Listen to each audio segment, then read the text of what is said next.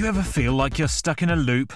Like the same old Monday comes around again and again and again and again? Well, telly never stays the same. Here's what's new.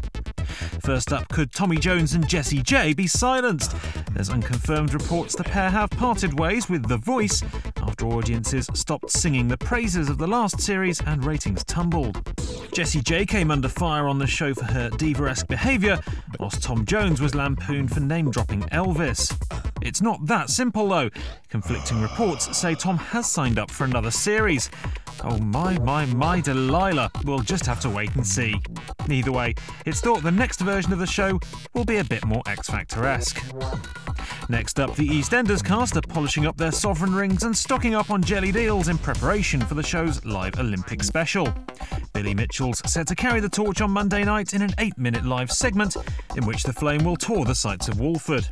In a truly Olympic effort, the shoot will involve 31 regular cast members, 450 extras, 19 cameras, and Lola has a baby. It's like Christmas come early for soap fans. Speaking of which, there's going to be a fang-tingling new star in Downton Abbey in time for the festive season, which is just what you want to think about on the first actual day of summer this year.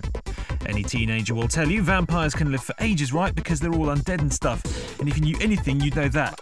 And it seems actresses who play vampires are the same. Twilight's Myanna Buring's going all historic, snapping up a part in the period drama. So there you have it, all the latest telly gossip, gift-wrapped and sealed with a little ribbon and some swooshy letters.